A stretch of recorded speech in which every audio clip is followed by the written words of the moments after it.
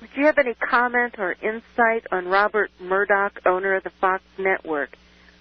This lady, Lenore, ran into individuals who maintain Fox News is somehow different than the rest of the mainstream news networks, and yet it seems harder to shatter the misinformation with individuals who watch the Fox News regularly than a staunch Democrat. What Fox News seems to do very well is pitting the masses against each other. The final sentence says it all. Disinformation, misinformation, it's a propaganda output for the United States government and the people who control that government. And right now they're trying to capture the initiative and all the issues that the conservatives, and that includes a lot of people who never were conservatives before, espouse. And a good example is this dingbat meeting and retreating Tea Party. It accomplishes nothing unless these people are going to get really into doing something very positive to change what's going on in the country. And I'm not against the Tea Parties, and many people more attended than they expected. But let's turn it into something bigger, much bigger, something that's going to make changes. You know, I've seen this for 50 years. And, if they don't get together and start planning to do other things with their newfound strength of numbers, then it's not going to do any good. Here's a little bit of a lengthy question. She's heard the statement that Bernanke has studied the Great Depression and he will do everything in his power to not have one happen again. If Bernanke did, in fact, study the Great Depression, then he must have also studied what caused it. Now, if he studied what caused it, then he wouldn't be following in the footsteps of repeating the same mistakes. She's heard him say many times question is, doesn't he know printing all this money will get us into the same mess? Yes, but he thinks that's the solution, and that's the solution the people who control him want. Because sooner or later they're going to pull the plug on all the currencies. And sooner or later, everything is going to be split asunder. And so he's just part of that program. You've got to understand that this is not happening because it's happening. It's happening because it was planned that way. It just didn't happen. All these bright people who are in New York and Washington and London and Paris, they know what they're doing. They're not stupid. And this has all been done deliberately. And Bernanke's a part of it, just like Greenspan was. Essentially, they sell their souls to the devil. She goes on to say they want to push the people to the edge of the cliff. This is her opinion. They want to push the people to the edge of the cliff, so to say, and cause a revolution so they can call martial law, and only then, when they have full control of the population by having them scared out of their minds, they will be happy because money is not enough for them anymore. They want full control of the world. Why else would they have the different camps? And why spend all that money to have them all modernized and ready for occupants if they do not intend to use them? True. And so that's what we're facing. And there's a very small body of people, maybe 5% of the population, who truly understand what's going on. And there's probably another maybe 10 to 15% who've got an idea, but they they won't get involved. Or they're too busy to get involved, or at least that's what they believe. And then the rest of the people, probably 25% have an idea something's going on, and the rest of them live in darkness. I understand that a law has passed to allow banks to change the cost of homes, in essence, change mortgages from the original higher value to the present reduced value. This would improve the bottom line and show profit in the first quarter as many did. Is this a correct evaluation? It is in part, but they didn't do that many of them. They did very few.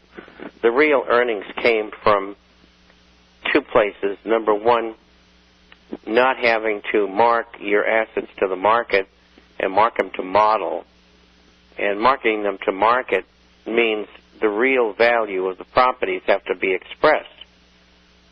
But they didn't have to do that because the FASB backed off and said, well, you don't have to do it, under pressure from the U.S. government.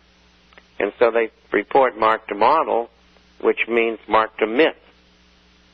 It means they can make the value of something whatever they want to make it, simply by saying, well, there's no available quote, and we think it's worth 80 cents on the dollar when in fact it's worth 10. And that's number one.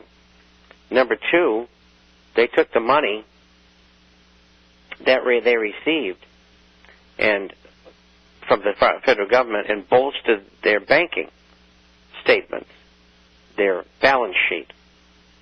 And they also did an accounting trick to get excuse me, I'm getting a little dry here. This is program number 4 today. They also used an accounting trick, and they expressed things that were supposedly profits when they weren't. I mean, the whole thing is beyond imagination. It's beyond lunacy. I mean, if the public could really understand what they're doing, accounting-wise, the whole thing is a sham. They're insolvent, and they're bringing out earnings. And that's what that's all about. Lies, lies, and more lies. Well, it's kind of similar to, I mean, it's the same thing as Enron. You know, they just might even be a lot worse than Enron. Well, I mean, as far as the lying on the profits and so forth. Well, I'll have to check with Ken Lay. He's down in Paraguay. Is he? Yeah. Had a facelift and the whole works. Did he? He'll live happily ever after, along with McVeigh and all of these other government agents. Yeah. I mean, you know, nobody can tell me that they're not. And this guy Madoff, at least over 100 people had to be involved in that deal. All the money went to Israel and then from there to other places. The FBI knew all about it. The SEC was in on it. And he'll have a heart attack 6 months from now, when he really won't, and he'll end up in Paraguay with the rest of them.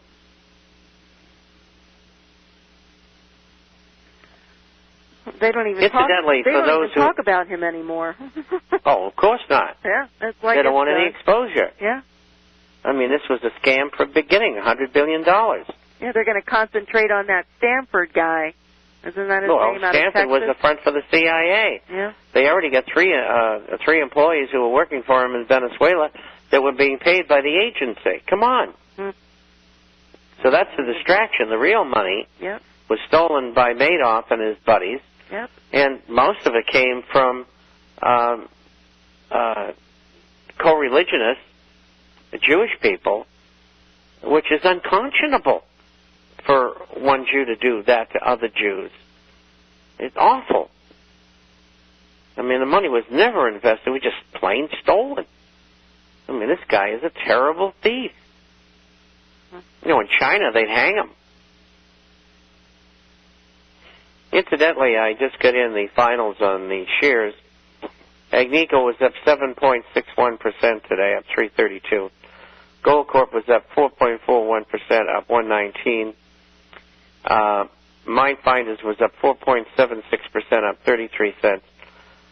And Silver Standard was up 1.04%, up 16 cents. Are there questions in the U.S. which would prevent a Weimar-style hyperinflation?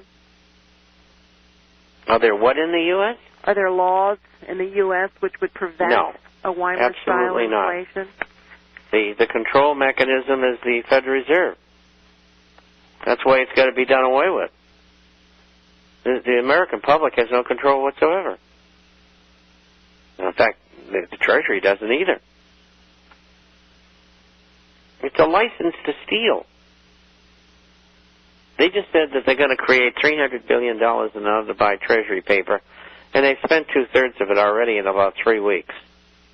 They will spend, I am estimating by the end of this calendar year, somewhere in the vicinity of $1 trillion doing that. And next year they'll probably spend another $3 or $4 trillion. This is crazy. Absolutely insanity. Paul Volcker said the Federal Reserve Act is up for review, whether we like it or not. Talk of possibly GAO auditing Fed's books. It's not going to do any good. It's an end run around cancellation of the Fed.